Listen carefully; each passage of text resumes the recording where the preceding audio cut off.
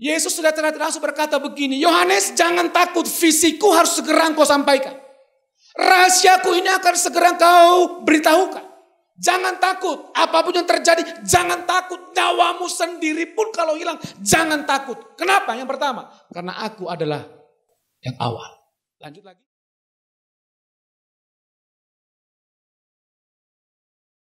Our Father in Thank you, Lord, in the name of Jesus. help me please for today. Bless our family. Amen.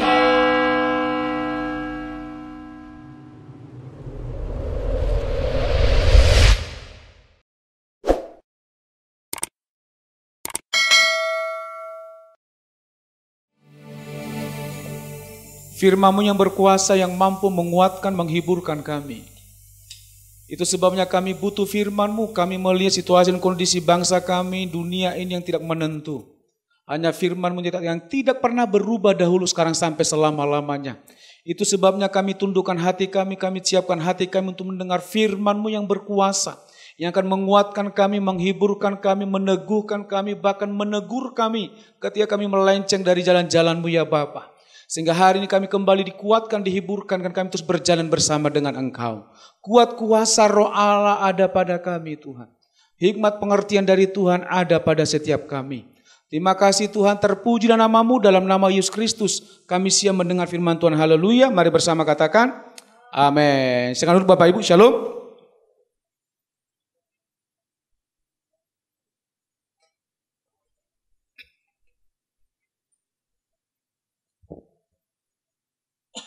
Baik Bapak Ibu, tidak terasa kalau kita sudah berada di penghujung tahun, di bulan Desember. Gitu ya. Tentunya di bulan Natal. Saya rindu kita mengajak bersama-sama belajar firman Tuhan hari ini dari kitab Wahyu. Kitab Wahyu pasal yang pertama, ayat yang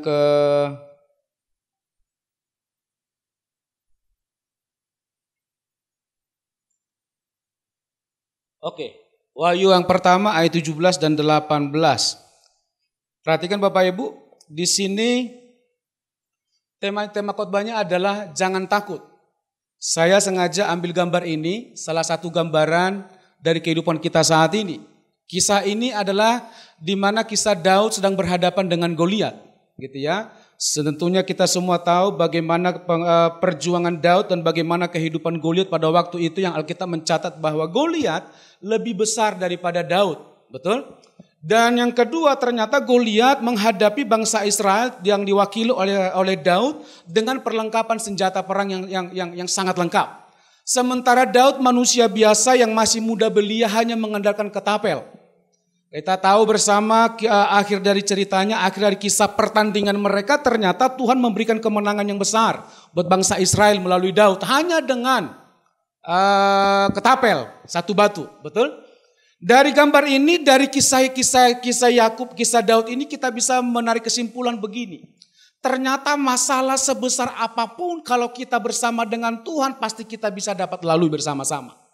Ketika Goliat berkata, anjing ke aku sehingga engkau mendatangi aku dengan batu, betul? Tetapi Daud berkata, aku bukan datang dengan batu, aku bukan datang dengan senjata perang yang lengkap, aku bukan datang dengan nama siapapun. Aku hanya datang dengan nama Allah yang berkuasa.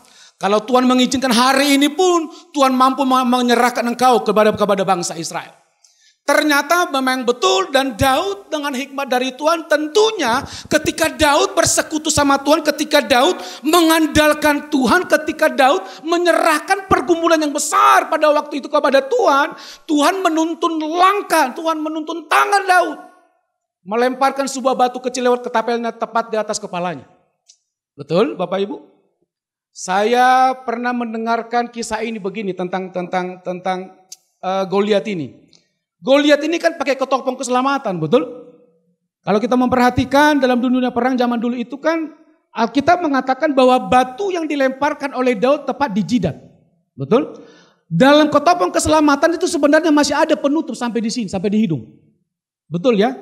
Terus pertanyaannya, yang selama ini yang kita dengarkan dari khotbah, dari cerita yang kita baca dalam Alkitab, kenapa bisa tepat di jidatnya? Itu pertanyaan besar sebenarnya. Jadi kira-kira begini kisahnya Bapak Ibu. Jadi ketika Goliat mulai mengejek Daud, dia buka ketopongnya, tapi nggak lepas, begitu. Dia buka, anjing ke aku, itu kan mengejek Tuhan sebenarnya. Sementara Daud sudah berkata, aku datang dengan nama Allah Yahweh. Siapapun yang tidak bisa menaklukkan Allahku, kalau Allahku bersama dengan aku, engkau pun akan tumbang. Kira-kira begitu. Lalu Goliat dengan sepele, anjing ke aku. Pada kesempatan itu Tuhan berikan hikmat kepada Daud. Langsung diputar ketapelnya, dilemparkan kena ke jidat. Langsung jatuh. Kalau bukan Tuhan yang melakukannya, enggak mungkin Daud bisa mengalahkannya. Betul? Nah, kita tahu bersama bahwa Daud ini ketergantungan hatinya kepada Tuhan itu 100%. Dalam keberdosaannya pun dia gentle mengakui dosanya di hadapan Tuhan. Bahkan dia mampu memberikan hukuman menurut pilihannya sendiri. Tuhan memang memberikan beberapa pilihan. Tetapi dia lebih memilih untuk hukuman dosa itu untuk dirinya sendiri. Betul? Ini salah satu gentleman daripada Daud. Bukan berdalih seperti Adam. Adam, di mana kenapa kau berbuat dosa? Bukan aku Tuhan, Hawa yang sampingku yang kau tetapkan itu. Secara tidak langsung, kenapa kau tetapkan perempuan ini di sampingku? Dia membuat aku menjadi berdosa, kira-kira begitu. Tetapi Daud membuktikan kepada kita seorang pribadi yang hubungannya erat dengan Tuhan. Dia tahu keputusan-keputusan apa yang harus dia lakukan. Walaupun sekalipun ketika dia melakukan dosa. Amin. Nah, itu sebabnya dalam konteks ini saya bisa menyimpulkan bahwa Daud ini tidak takut menghadapi masalah yang begitu berat pada waktu itu. Padahal waktu itu mempertaruhkan satu suku bangsa. Betul? Kalau Daud kalah, berarti bangsa Israel diperbudak, dijajah. Kan begitu perjanjiannya. Tetapi Daud tidak sedikit pun takut. Daud tidak sedikit pun gentar. Karena dia menyadari, kalau Tuhan di pihakku, siapakah yang menjadi lawanku? Amin Bapak Ibu. Katakan kiri kananmu, sebesar apapun masalahmu, lebih besar Tuhanmu daripada masalahmu. Terlalu panjang ya? Oke. Nah, kita lihat pembacaan ini dalam konteks tema jangan takut dari kehidupan. Next, dari ke Yohanes, Rasul Yohanes. Ketika aku melihat dia, ini Rasul Yohanes mengatakan dalam kitab Wahyu ini, ketika aku melihat dia, melihat Yesus, tersungkurlah aku di depan kakinya, sama seperti orang yang mati. Tetapi ia meletakkan tangan kanannya di atasku lalu berkata apa? Janganlah takut. Aku adalah yang awal dan yang akhir. Ayat 18. Ayat 18 next lagi. Kita baca sama-sama. 2, 3 ya. Dan yang hidup, aku telah mati namun lihatlah. Aku hidup sampai selama-lamanya. Dan aku memegang segala kunci maut dan kerajaan maut. Kita kembali ke ayat yang sebelumnya, ayat 17, slide yang di atas lagi, kita lihat sebelumnya. Ketika aku melihat dia, ketika Yohanes melihat Yesus, tersungkurlah aku di depan kakinya. Sama seperti orang yang mati, tetapi Yesus meletakkan tangannya di atasku lalu berkata, janganlah takut. Kisah ini adalah di mana Yohanes waktu itu sedang dibuang ke Pulau Patmos. Karena dia memberitakan Injil. Atau kita baca dari ayat yang ke-9, ayat ke-9. Biar saya buka di isi worship ya. Ayat 9 dikatakan begini. Ayat 9 dalam Wahyu 1, judul perikopnya dikatakan di sana penglihatan Yohanes di Patmos. Aku Yohanes, saudara dan sekutumu dalam kesusahan. Dia menuliskan surat ini dalam kesusahan sebenarnya. Dalam pergumulan yang cukup berat. Dalam hubungannya dengan jangan takut tadi ya. Dalam kerajaan dan dalam ketekunan menantikan Yesus. Dalam kesusahannya dia tetap menantikan Yesus. Dalam ketakutannya dia tetap berharap kepada Yesus. Dalam situasi kondisi yang tersulit apapun yang terjadi. Dia berkata, aku tetap tekun menantikan Yesus. Sampai Tuhan datang menyatakan rencananya. Seumpamanya pun Tuhan tidak menyatakan kemuliaannya kepada Yohanes. Saya berani jamin Yohanes akan tetap berserah kepada Tuhan. Jelas ya?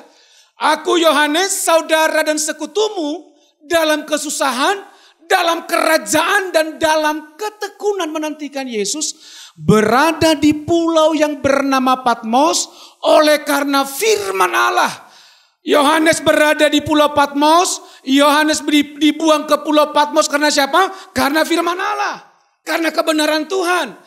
Dan kesaksian yang diberikan oleh Yesus. Ketika Yesus naik ke surga, para murid-murid gencar memberitakan Injil, betul?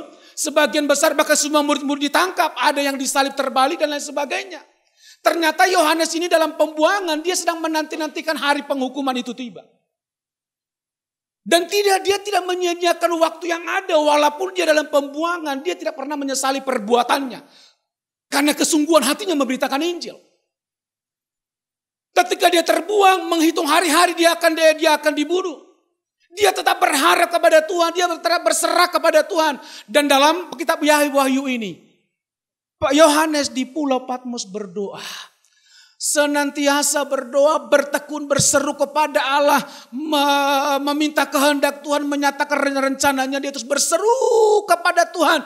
Tanpa sedikit bersungut-sungut. Tanpa sedikit pun mempersalahkan keadaan. Tanpa sedikit pun mempersalahkan keputusannya. Dia tetap berserah kepada Tuhan. Bapak Ibu, kalau kita melihat pergumulan Yohanes dengan pergumulan dunia saat ini. Atau pergumulan kita saat ini di tengah-tengah pandemi ini. Saya mau katakan pergumulan Yohanes masih lebih berat. Tetapi itu menjadi memberikan gambaran dalam kehidupan kita saat ini. Sebesar apa masalah kita?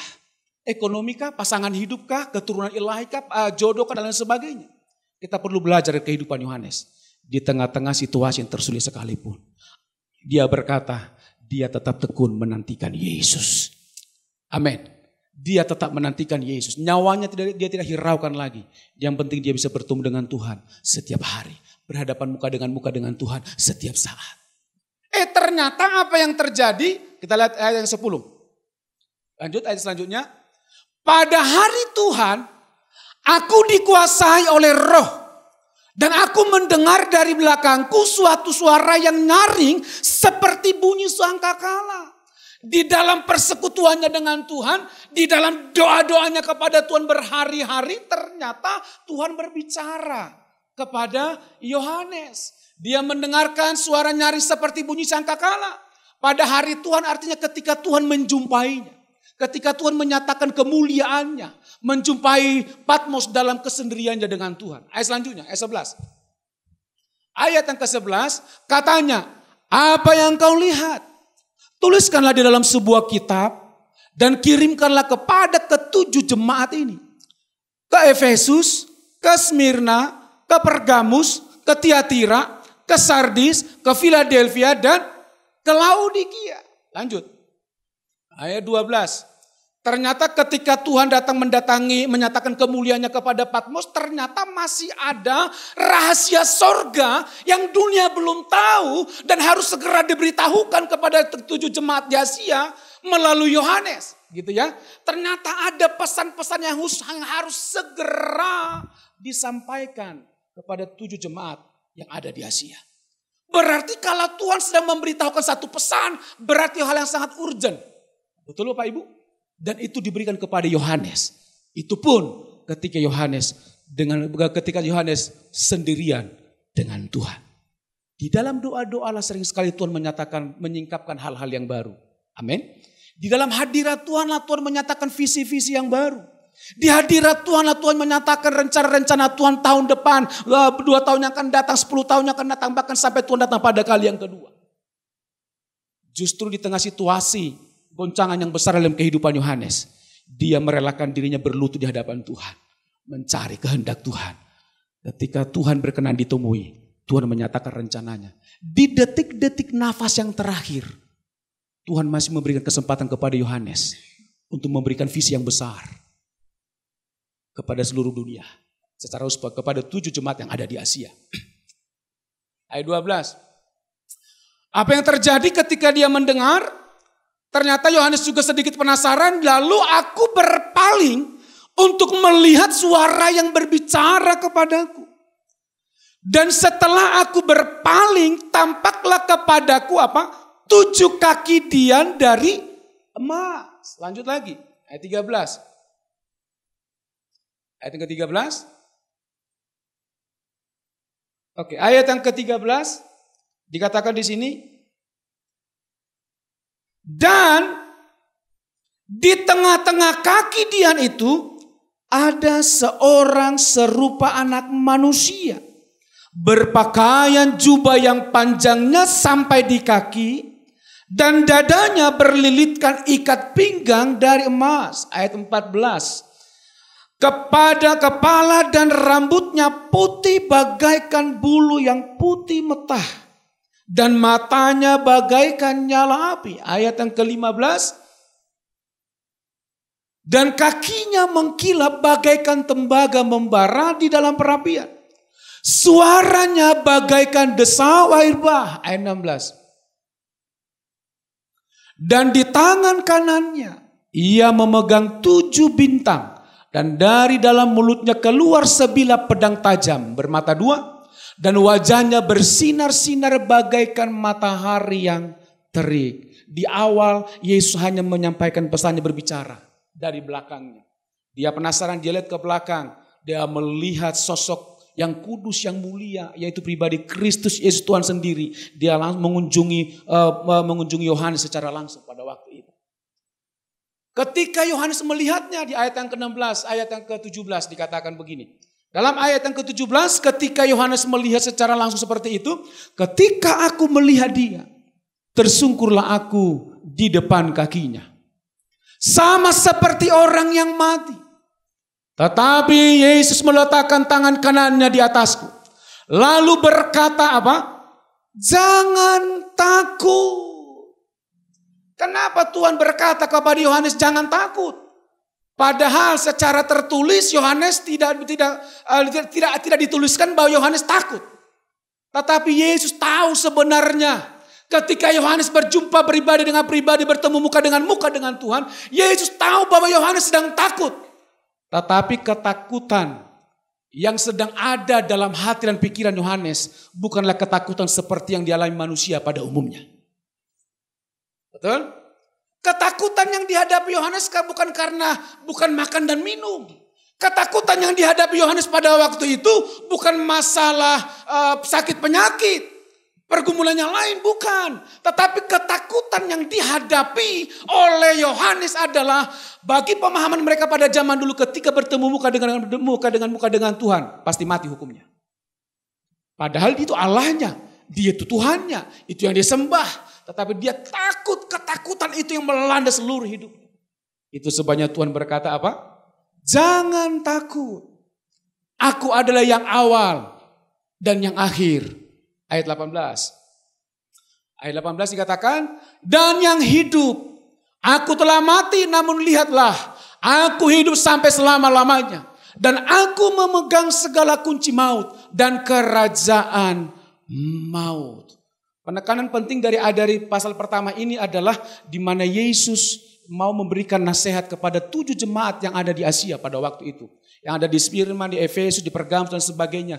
Ternyata Bapak Ibu, dalam kondisi seperti ini, 7 jemaat yang ada di Asia itu sedang suam-suam kuku. Mereka sedang melupakan kasih yang mula-mula. Belum lagi perpecahan, perselisihan yang silih berganti, tidak ada masalah yang tidak pernah selesai pada waktu itu. Yesus tahu keadaan 7 jemaat itu dan Tuhan beritahukan visi itu kepada Yohanes. Saya percaya setiap kita ketika kita dalam masa-masa pandemi ini kita memberikan waktu yang spesial buat Tuhan. Saya yakin dan percaya masing-masing kita sudah mendapatkan ilham-ilham yang baru. Sudah mendapatkan visi-visi yang baru. Sudah mendapatkan hal-hal yang akan kita kerjakan. Mungkin hal-hal yang Bapak Ibu kerjakan secara pribadi. Lusa, besok, tahun depan, 2 tahun yang akan datang. Justru dari konteks ayat ini, di dalam masalah Yohanes datang di hadirat Tuhan dengan bertekun, Tuhan mengunjungi, itu teorinya begitu Bapak Ibu. Dan disitulah Tuhan memberikan banyak rahasianya. Dan saya percaya masih banyak rahasia-rahasia yang akan segera Tuhan beritahukan kepada kita secara pribadi, secara keluarga, buat gereja ini, buat push ministry, secara buat hamba Tuhan kembali sidang kita, Pak John, untuk masa-masa yang akan datang. Amin. Situasi apapun yang terjadi, tetap setia datang kepada Tuhan. Jangan pernah mempersalahkan keadaan sekalipun.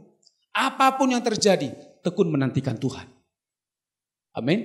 Tawaran apapun yang datang di luar sana, tetap datang kepada Tuhan. Karena Tuhan itu Tuhan yang besar. Alasannya kembali kepada PowerPoint. Kenapa kita nggak usah takut? Kenapa Yesus mengatakan jangan takut kepada Yohanes? Ayat yang sama juga sedang diberitahukan kepada kita saat ini yang mendengarkan secara usus buat jemaat Gebita Malang, dimanapun kita berada hari ini.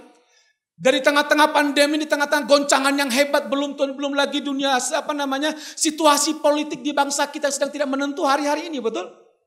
Dengan pembunuhan 6 orang dan sebagainya, ada pro dan kontra di media sosial, pro dan kontra. Waduh, kalau kita baca sangat menakutkan sebenarnya. Belum lagi korban positif semakin meningkat di Tangerang, di DKI dan sebagainya, Bapak Ibu. Belum lagi hal-hal yang lain, begal dan lain sebagainya. Hari ini firman Tuhan mengingatkan kepada kita, situasi apapun yang terjadi hari ini, jangan takut.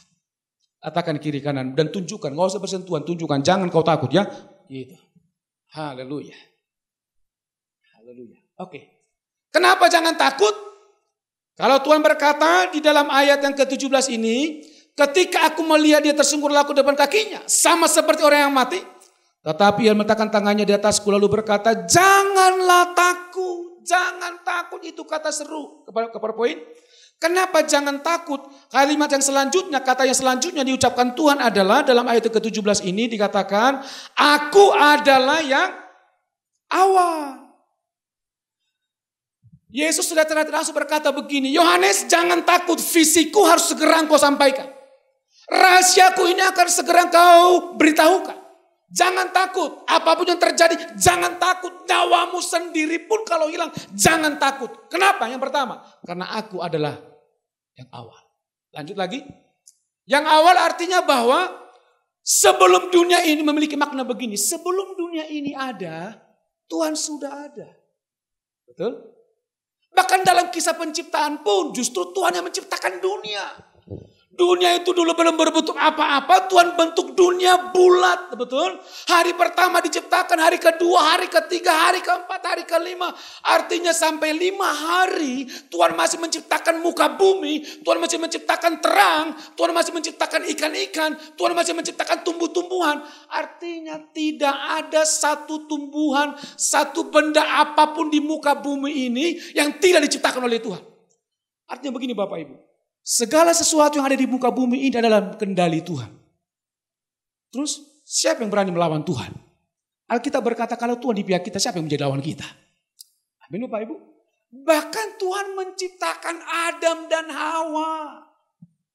Sebelum Adam dan Hawa belum ciptakan Bapak Ibu, belum ada teroris di muka bumi. Betul? Justru ketika Tuhan menciptakan Adam dan Hawa, dengan berkembangnya dunia ini, mulai ada teroris. Mulai ada orang yang berniat jahat. Yang begal dan lain sebagainya. Yang menggunakan politik secara kotor. Dulu sebelum Adam dan Hawa ada, belum ada semuanya itu. Artinya Tuhan yang menciptakan manusia. Sebelum Adam dan Hawa ada, belum ada sakit penyakit apapun zaman dulu. Justru ketika ada manusia dengan ciptaan Tuhan yang besar, tangan yang besar itu baru ada sakit penyakit. Baru ada pandemi. Artinya terlalu gampang buat Tuhan untuk menghilangkan semuanya ini. Kalau Alkitab berkata bahwa dia yang awal, semuanya ini dari Tuhan. Jangan takut, aku yang awal, aku menciptakan semuanya. Dengan kata lain, semuanya ada dalam kendaliku, kata Tuhan. Amin. Yang kedua, kalimat selanjutnya dikatakan, aku yang awal, selanjutnya next lagi, dan akulah yang akhir. Tuhan itu begini. Bukan ketika dia di awal menciptakan selesai, terus Tuhan tiba-tiba nggak bertanggung jawab lagi atas dunia ini. Tuhan tetap bertanggung jawab. Alkitab berkata, akulah yang awal dan aku yang akhir. Yang akhir artinya pada kedatangan Tuhan nanti pada kali yang kedua. Orang lain berkata kiamat. Betul? Di mana orang-orang yang percaya kepada Tuhan akan Tuhan angkat ke Yerusalem baru. Betul Bapak Ibu? Tuhan yang akhir, kalau Tuhan yang awal, Tuhan yang akhir, itu artinya bahwa dari awal, dari tahun ke tahun, dari abad ke abad, sampai hari ini, Tuhan tetap Tuhan. Tuhan tetap ada bersama dengan kita. Semuanya ada dalam kendali Tuhan. Bicara makan dan minum, Tuhan bertanggung jawab. Bicara mengenai pandemi, Tuhan yang tanggung jawab. Tuhan tahu semuanya, menyelesaikan segala sesuatunya. Itu sebabnya jangan takut. Oke, jangan takut. Selanjutnya dikatakan, apalagi membuktikan kemahakuasaannya. Dia telah mati namun hidup selamanya. Memang ketika Yesus mati di kayu salib, banyak orang beranggapan itu jagoannya, murid-murid itu, pengikut-pengikutnya itu jagoannya mati secara terhina. Justru dalam kematiannya, semakin terbuktilah kepada seluruh dunia bahwa kemahakuasaannya tidak dapat dibatasi oleh apapun, termasuk kematian. Itu sebabnya Tuhan berkata dalam ayat yang ke-17 ini dikatakan tadi di sini, aku yang ada ayat 18, dan yang hidup, aku telah mati namun lihatlah, aku hidup sampai selama-lamanya. Di awal ada Tuhan, di akhir ada Tuhan. Dalam perjalanan hidup kita ada Tuhan. Dia telah mati, dia bangkit, dia naik ke surga, menyediakan tempat buat kita. Artinya terlalu sempurna pernyataan penyertaan kuasa Tuhan dalam kehidupan saudara dan saya. Situasi kondisi apapun yang terjadi, jangan terlalu hiraukan, tetap bergantung kepada Tuhan. Sama seperti Daud, sama seperti Yohanes. Katakan dia telah mati namun hidup selama-lamanya. Alkitab berkata ketika Yesus mati di kayu salib, maut tidak berkuasa lagi atas seluruh dunia. Surga pun sudah Tuhan berikan kepada kita. Apalagi masalah-masalah makan dan minum dan sebagainya. Oke, lanjut. Next lagi. Yang keempat, juga dikatakan Yesus memegang segala kunci maut dan kerajaan maut. Artinya sempurna deh. Lanjut lagi. Ya, Yesus memegang segala kunci maut dan kerajaan maut. Nah, janji Tuhan dalam kehidupan kita memang Tuhan berikan kepada Yesus. Betul, segala kuasa dan lain sebagainya awal dan akhir ada dalam pribadi Yesus. Tetapi pada kenyataannya Yesus tidak ada lagi di muka bumi. Dia sudah naik ke surga. Tetapi ada janjinya sebelum Yesus naik ke surga. Janjinya adalah, lanjut, dalam kitab Yohanes dikatakan begini. Aku akan minta kepada Bapa dan ia akan memberikan kepadamu apa? Seorang penolong yang lain. Supaya ia menyertai kamu selama-lamanya. Memang betul Yesus telah mati. Dia bangkit, dia telah naik ke surga. Orang yang tidak tahu mengatakan bahwa Yesus tidak akan ada lagi di surga. Orang yang tidak tahu akan berkata ketika Yesus naik ke surga, berarti Yesus tidak akan lagi bersama-sama dengan pengikutnya. Orang berkata ketika Yesus naik ke surga, berarti tidak ada lagi pengharapan kepada para pengikutnya. Justru ketika Yesus naik ke surga, pengharapannya semakin sempurna. Yesus terbatas hanya satu pribadi. Dia hanya ada di Yerusalem zaman dulu. Tetapi ketika dia naik ke surga, dia berikan Roh Kudus kepada kita. Roh Kudus yang ada di tempat ini, Roh Kudus yang sama yang ada di Amerika.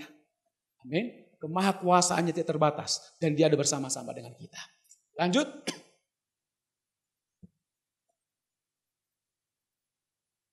Lanjut lagi. Ya, seorang penolong yang lain, lanjut. Namanya Parakletos, lanjut lagi. Yaitu dalam pribadi Roh Kudus. Next lagi. Terus apa rahasia supaya kita menikmati janji Tuhan? Supaya kita nggak perlu takut lagi dalam menghadapi segala sesuatunya. Supaya kita tetap naik dan bukan turun, menjadi kepala dan bukan menjadi ekor. Berkat penyertaannya selalu sempurna dalam kehidupan kita. Lanjut. Ini yang kita lakukan. Klik sekali lagi ayatnya. Yohanes 15 ayat 6 dan 7. Kita baca sama-sama 2-3 ya. Barang siapa tidak tinggal di dalam aku, ia dibuang keluar seperti ranting dan menjadi kering. Kemudian dikumpulkan orang dan dicampakkan ke dalam api lalu dibakar.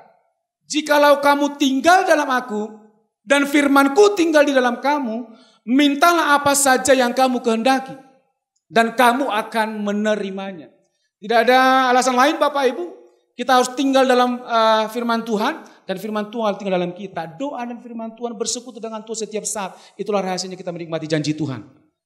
Kemahakuasaan yang awal dan yang akhir, dia selalu bersama-sama dengan kita, dia telah mati naik ke surga, dia memegang kunci kerajaan maut, akan berlaku juga dalam kehidupan kita. Mari kita setia beribadah kepada Tuhan. Berdoa, baca Alkitab setiap hari. Amin. Ada lagi? Lanjut. Habis ya. Saya tutup dengan kesaksian ini Bapak Ibu. Di awal-awal pandemi kemarin kan semua mengalami goncangan. Betul, termasuk saya, keluarga juga sebenarnya. Nah, waktu awal-awal pandemi itu kan anak-anak saya, Lucy dan Joshua kan pakai Zoom itu kan makan kuota yang cukup banyak. 1 bulan bisa 400.000 pada waktu itu karena hampir tiap hari Zoom. Dan pelayanan pun mulai tertutup. Artinya persediaan makanan juga sudah semakin menipis pada waktu itu. Tiba-tiba ada tawaran jualan, kalau Bapak Ibu perhatikan ya kita waktu itu jualan gitu ya.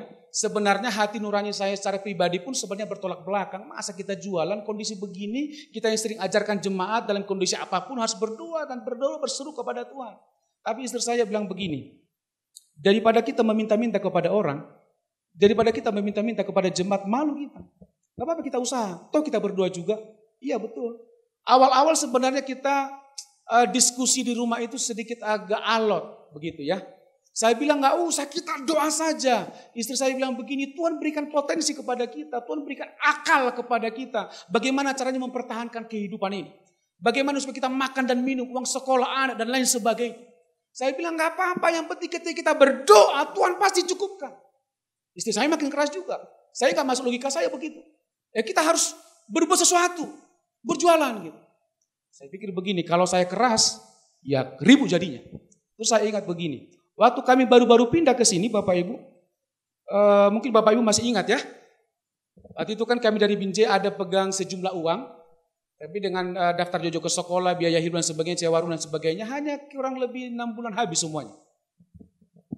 Istri saya nangis-nangis, ternyata tiap malam nangis di rumah pada waktu itu. Ternyata gimana ya visimu ini? Kau bilang visimu begini, ternyata ini kita mulai kelaparan. Akhirnya istri saya mulai jualan pisang bakar. Ingat ya Bapak Ibu ya, pisang bakar, gorengan, tiap pagi jam 3 subuh harus bangun gitu kan. Jam 5, jam setengah 6 saya harus antar ke beberapa perumahan pada waktu itu. Tetapi dengan hati sebenarnya, Tuhan masa kami begini, justru kondisi ini harus membuat kami semakin tekun berdoa. Tapi saya punya prinsip begini, saya tidak mau terlalu ngotot sama istri saya. Saya minta Tuhan yang berbicara buat istri saya.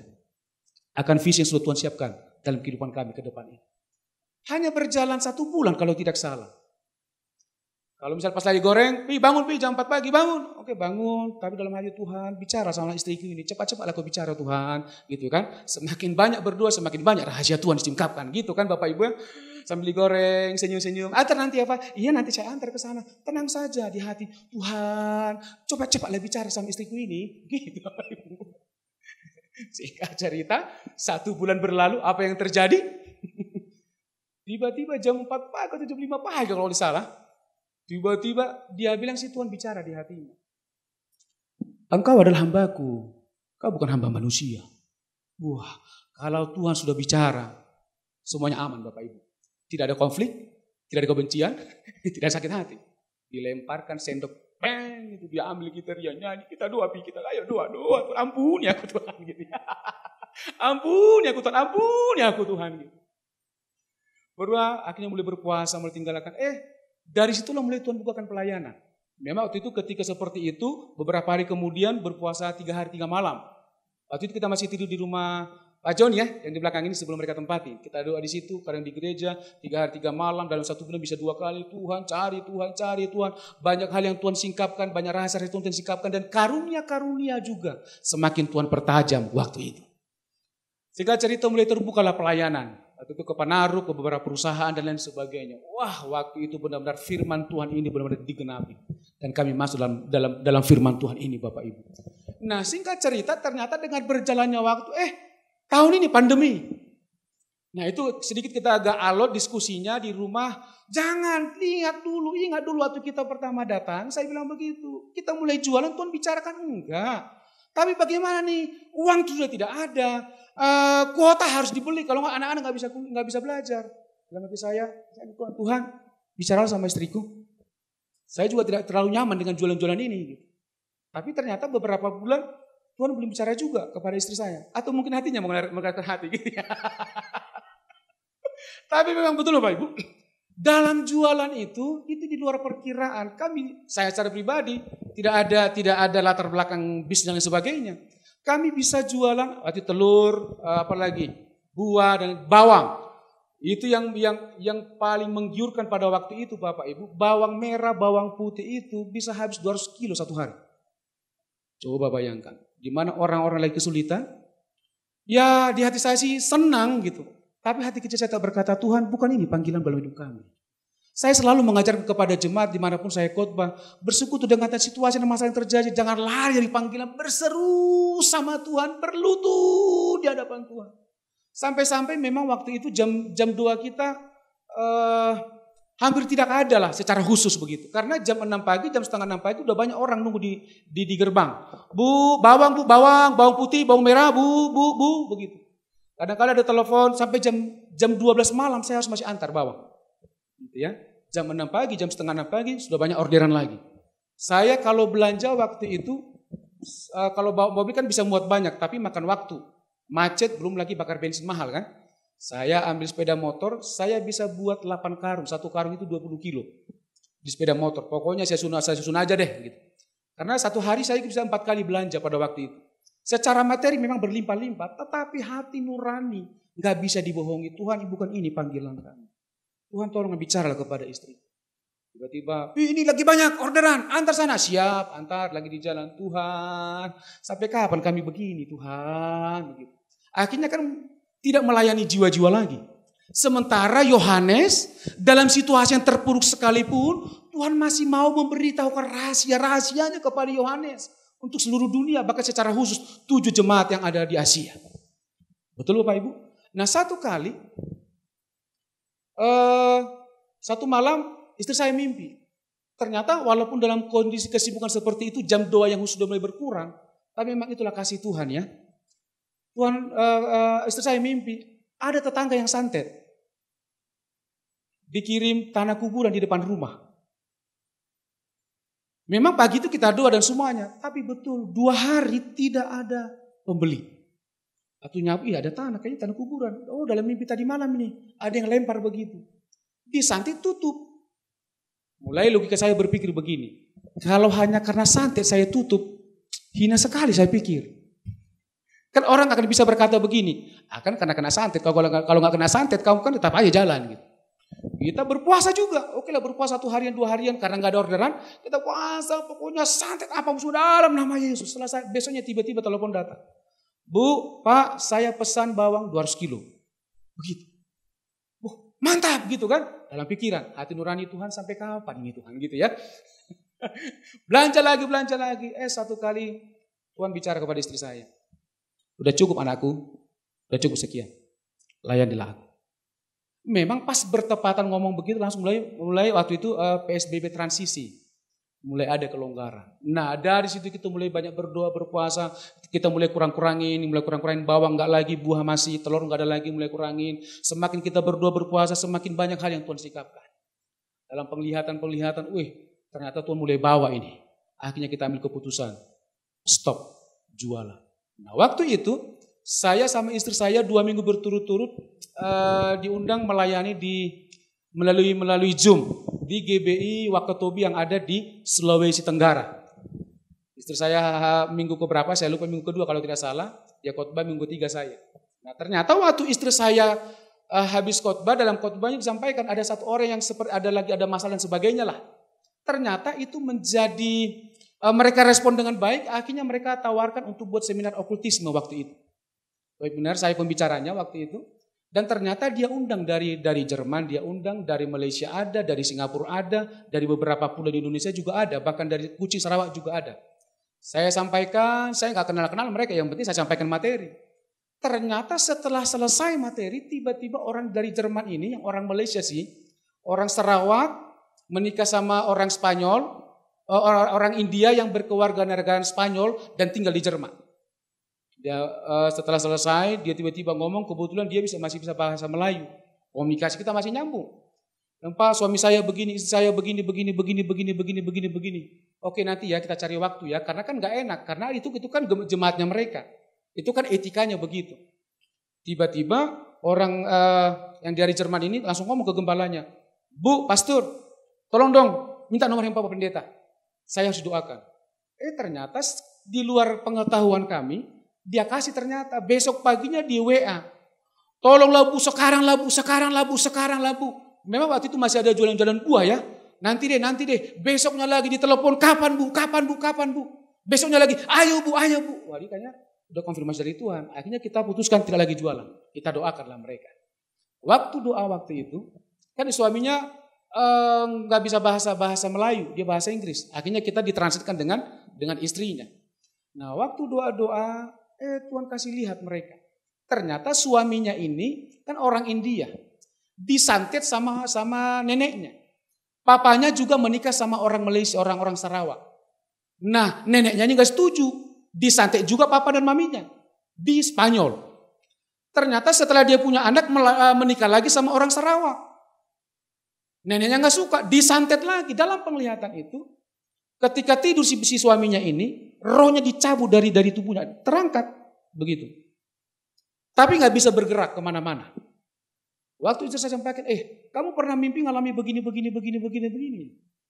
Oh iya Bu, itu nenek saya yang buat itu. Dia juga tahu itu neneknya yang bikin.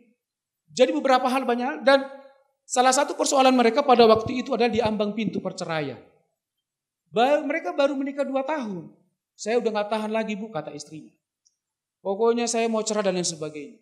Ternyata karena anaknya kulitnya melepuh pada waktu itu.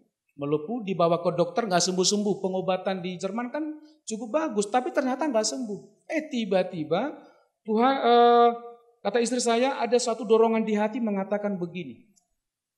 Kalian bertobat hari ini, anakmu sembuh. Artinya bertobat, jangan cerai, anakmu akan sembuh. Tiba-tiba terdorong seperti itu. Setelah amin selesai, malamnya istri saya Ibu Meti terintimidasi. Kalau nggak sembuh gimana ya? Kok saya sok-sok jago bilang sembuh. Kalau nggak sembuh nanti gimana? Batu sandungan. Ternyata 2 hari kemudian, ibu ini foto anaknya dia kirim. Bu, puji Tuhan, anak saya sudah sembuh kulitnya. Saya nggak berubah. Yang penting saya percaya firman yang telah saya sampaikan dengan doa Bapak dan Ibu, dan kami berjanji tidak akan cerai. Kami lanjut hubungan kami, anak saya sembuh. Wow, mujizat terjadi. Sampai dia bilang begini, Bu, bimbing kami setiap hari, setiap minggu. Bimbing kami. Akhirnya kita buat setiap hari Sabtu Jum ke sana Bapak Ibu. Jadi situasi dan kondisi apapun yang terjadi, tidak ada alasan untuk tidak memberitakan Injil. Ada pandemi, nggak bisa kumpul, ada media. Amin. Tuhan itu kreatif dengan segala macam cara.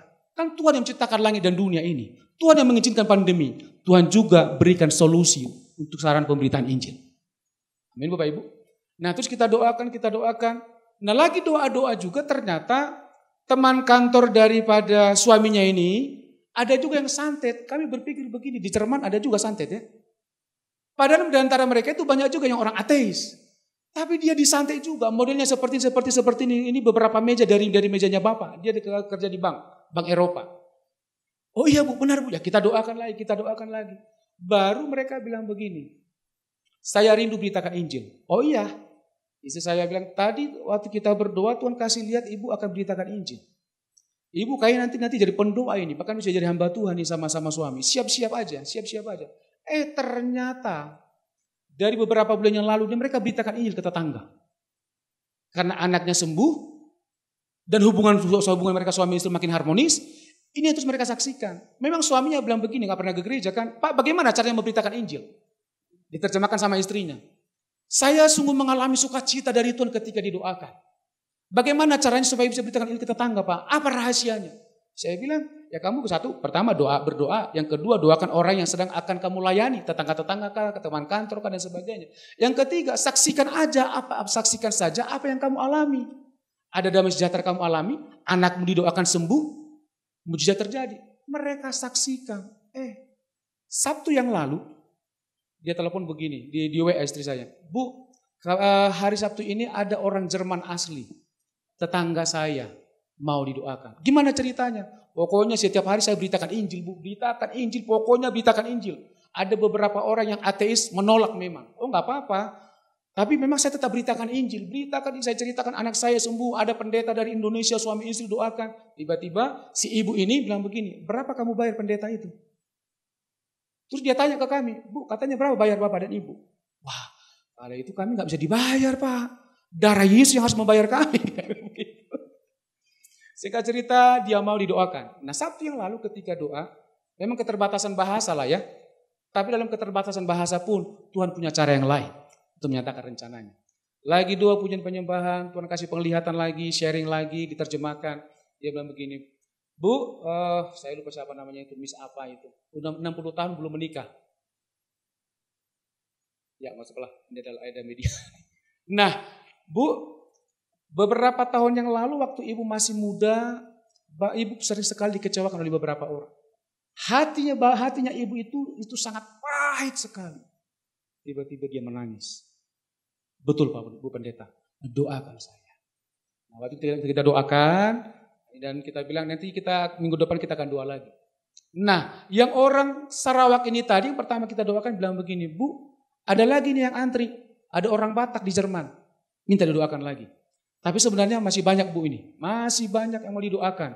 Hanya mereka berpikir nanti bayarnya berapa? Ya kita bilang gak usah bayar-bayaran, toh Zoom kok nggak bayar tiket, nggak bayar segala-galanya. Pokoknya kalian didoakan. Dan ternyata dia sekarang beritakan Injil. Dan kemarin kita bilang begini, Pak, Bu, kalian saya siap untuk buka gereja di sana. Tapi bukan kami buka gereja. Ada satu teman hamba Tuhan, dia punya hati misi untuk bangsa-bangsa buat gereja. Kemarin kita sudah sampaikan ini ada beberapa anak Tuhan yang ada di Jerman. Mereka rindu dilayani, mereka juga minta dibaptis secara online, tapi saya nggak mau baptis dia karena belum ada sejarah baptis secara online. Saya bilang begitu. Nanti Bapak aja lah yang follow up, silakan mau buka gereja terserah. Begitu ya. Karena fokus kita jiwa-jiwa, bukan fokus pengembalaan. Panggilan tertinggi dalam pelayanan Bapak Ibu bukan pengembalaan. Banyak sekali dalam berjalannya waktu dalam saya melayani, banyak sekali teman-teman hamba Tuhan memiliki prinsip begini. Panggilan tertinggi dalam pelayanan adalah pengembalaan. Jadi ketika kita bertemu dengan teman-teman hamba Tuhan pengembalaan, kenapa kamu menggembalakan? Bodoh sekali kau, gitu ya. Penggembalaan dibenci kau tinggalkan. Tapi dalam perenungan saya, panggilan yang tertinggi dari Tuhan adalah ketika kita melayani sesuai dengan kehendak dan rencana Allah. Kalau panggilan kita bukan menggembalakan, ngapain kita paksakan menggembalakan? Kira-kira begitu ya. Amin Bapak Ibu. Nah belum lagi di Afrika, kita Ethiopia, kita doakan, beritakan Injil, dan lain sebagainya. Nah yang saya kesimpulannya begini. Di awal dalam pandemi memang sedikit secara manusia, secara kami ketakutan mengenai hal ekonomi. Tetapi ketika Tuhan bicara cukup, kami hanya mengangkat tangan kepada Tuhan. Kami mau melakukan seluruh kehendak rencana-Mu ya Bapa. Makan, minum, biaya pendidikan, apapun kebutuhan kami, Tuhan tanggung jawab. Kami ambil keputusan. Ketika kami sudah tinggalkan semuanya, ternyata kami melihat sampai hari ini, pemeliharaan Tuhan itu masih nyata. Kita masih bisa makan dan minum. Bahkan tiap bulan ada kirim beras ini Bapak Ibu. Salah 1 karung, 2 karung. Tiap bulan, tiap awal bulan ada kirim. Tiap awal bulan ada yang kirim. Ada yang kirim ayam, ada yang kirim sosis dan lain sebagainya. Ketika kirim kita bagi-bagi juga gitu kan. Kalau mentok di situ nanti busuk. Tuhan lihat, kau berkat ku kasih, busuk kau bikin, kau bagi-bagi, aku tutuplah berkat Tuhan, kata Tuhan kan. Ini kita bagi-bagi juga, kita bagi-bagi. Ternyata saya sekarang berani berkata, situasi dan kondisi tersulit sekalipun tidak dapat membatasi kuasa Tuhan memberkati kita. Itu yang pertama. Yang kedua, dalam situasi kondisi tersulit sekalipun tetap berlutut di hadirat Tuhan. Karena Tuhan ingin memberitahukan rahasia-rahasia yang lebih besar lagi dalam kehidupan kita. Waktu kita ke Medan 2 kali juga seperti itu. Dalam doa-doa tiba-tiba dia sharing, saya mau cerai, saya lagi begini. Kita buat Zoom, Tuhan kasih pernyataan waktu itu, kita doakan mulai pulih. Tiba-tiba keluarganya bilang, Pak pendeta, Bu pendeta nggak puas dengan Zoom, datanglah ke sini. Aduh bagaimana ya di kondisi pandemi seperti ini, nggak apa-apa, saya belikan tiket PP. Kira-kira begitu ya, dalam 2 kali. Kita berangkat ke sana, situasi dan kondisi apapun terjadi tetap beritakan Injil. Ayat firman Tuhan berkata begini, baik atau tidak baik waktunya, kita harus beritakan Injil. Saya punya prinsip bagi dalam pandemi begini, secara daging memang takut Bapak Ibu. Tapi yang memotivasi saya begini, waktu saya jualan saja, saya tetap nggak takut dengan pandemi, dengan COVID. Masa dengan pelayanan saya harus takut? Jadi tak juga beritakan Injil. Ya puji Tuhan sampai hari ini masih dilindungi Tuhan. Tetapi dengan catatan protokol kesehatan itu tetap. Sanitizer itu ada di mana-mana. Kemarin kita layani satu keluarga, dia satu keluarga rumahnya besar dan karyawannya itu ada yang kena COVID positif, ada sekitar 5 orang. Dan ternyata diisolasi di rumahnya di lantai 3. Ketika mereka bilang begini, Pak Pendeta, Bu Pendeta bisa datang nggak ke rumah? Doakan. Kembali kami diskusi. Secara akal manusia memang ada takutnya, tapi ketika kita ingat firman Tuhan ini kita dikuatkan kembali. Baik atau tidak baik waktunya, kita harus beritakan Injil. Lebih baik mati ketika memberitakan Injil daripada mati ketika berjualan, bagi saya sebagai hamba Tuhan. Betul? Kita diskusi bagaimana ya? Nanti kalau kita ke sana, tiba-tiba petugas gugus tugas datang dan ada di sana. Kemungkinan besar kita akan diisolasi di situ. Nggak boleh pulang keluar dari rumah itu.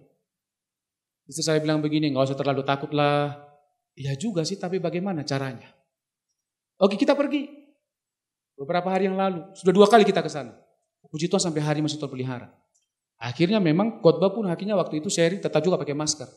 Dulunya saya nggak nyaman pakai masker, tapi sekarang udah mulai nyaman ketika khotbah, apapun doakan orang sudah mulai nyaman dengan itu. Ternyata situasi dan kondisi akan membuat kita akan terbiasa. Yang penting protokol kesehatan tetap, bawa sanitizer kemana-mana, cuci tangan dan jaga jarak, dan Injil tetap diberitakan. Banyak orang yang dipulihkan, banyak orang yang dimenangkan. Situasi di kondisi yang tersulit sekalipun tidak dapat membatasi kuasa Allah bekerja. Tuhan pasti memberikan solusi-solusi yang lain. Katakan kiri kananmu, beritakan Injil, baik atau tidak baik waktunya. Kita tundukkan kepala, kita bersatu dalam doa.